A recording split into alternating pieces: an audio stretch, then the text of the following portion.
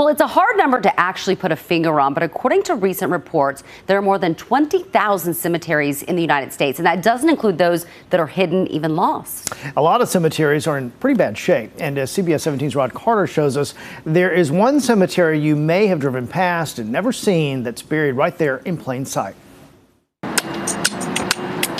New Bern Avenue near New Hope Road in Raleigh is a very busy street.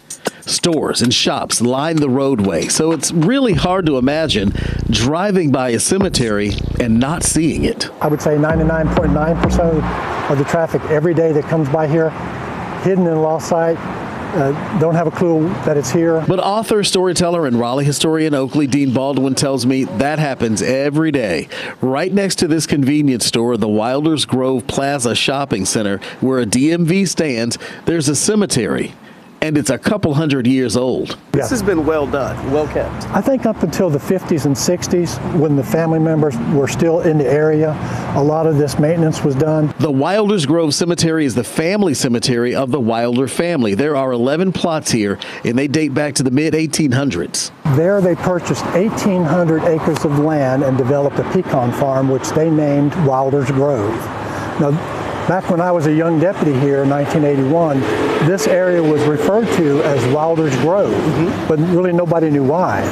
But you would get a call and they would say, you got to go out to Wilders Grove, and I knew exactly where it was. The Wilders were a well-known family here in Raleigh. Among those 11 plots, a family patriarch here in Wake County, Colonel Hillary Madison Wilder, a wealthy and prominent planter and major slaveholder. The family lived in a 10-room, 2-story home, and it's near where the DMV stands today. And that's the name of the street that comes in here, and that's the name of this area. Right. But people don't know what it's from. Right. At one time, you can picture in your mind 1,800 acres of land with just pecans on it. So it would take a large family to operate that.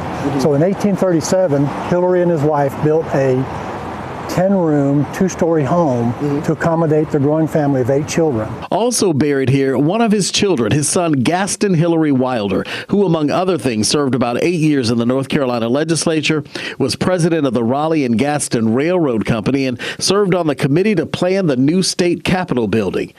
And then tragedy hit. So early 1900s, that 10-room, 2-story house burned to the ground, and after that point we kind of lose track of the family. So the only thing that we really know left of the property is what we're standing in now, this area that's left in this wrought iron fence, other than the scattering of pecan trees. Now, the only legacy left of that property is this centuries-old cemetery, which by all accounts is in better shape than many.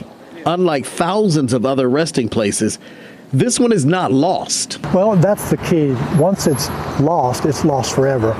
And I'll give you an example. Going up the hill on the right-hand side where the first landing was with Colonel John Hinton, they first built a putt-putt golf course over that property. Often the people who do notice the cemetery is sitting here are people who come to this convenience store. And a clerk told me sometimes those people ask who owns the property.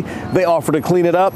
They even bring flowers. And sometimes they leave pennies on the grave, a sign that someone visited. Like Baldwin, they're keeping an eye on this final resting place, not just out of respect for the dead, but for the living too.